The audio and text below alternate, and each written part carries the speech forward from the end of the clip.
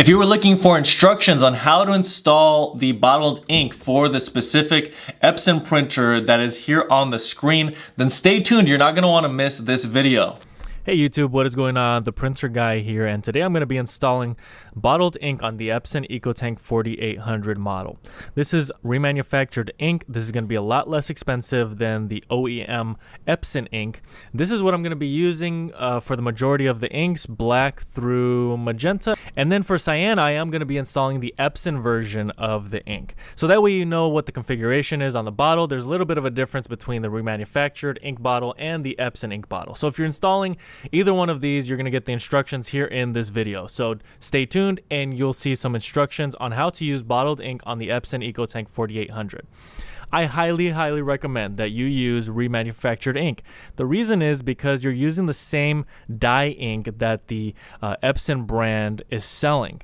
But the difference is you are getting a major discount on the price, and that is because you're just simply buying another brand like my brand, which is Best Printers. We sell high quality ink, amazing quality, but it's going to be at a fraction of the price that you would pay for Epson ink bottles. Luckily, you don't have chips to deal with, so compatibility is totally harmonized. That means that you're not going to have any issues using this remanufactured version of your 522 ink versus your Epson branded ink.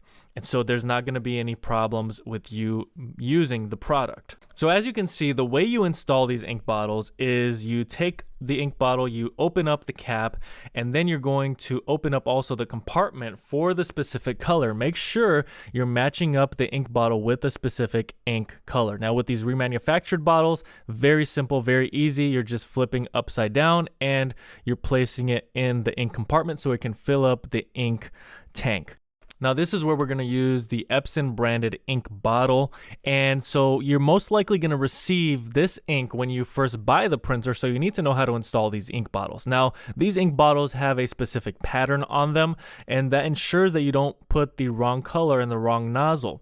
And so you see the difference here with the remanufactured ink versus the Epson ink. That nozzle at the tipping point is going to be a little bit different. The Epson bottle has that pattern on it and the remanufactured ink does not. So other than that, no major differences. It's the same ink once again. It's just a little bit different marketing.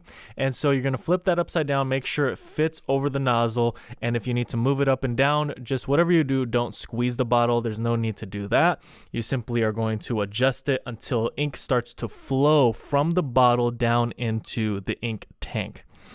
Alright, so there's going to be a link down in the description below for the remanufactured ink I used in this video.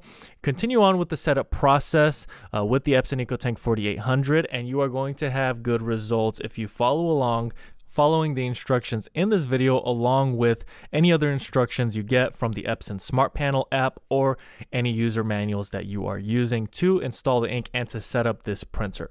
Alright, so I hope this video was helpful. If it was, please make sure to like. Any questions at all, comment below. And if you want more content like this, please make sure to subscribe. That's really all I have for today. Thank you so much for watching, and until next time.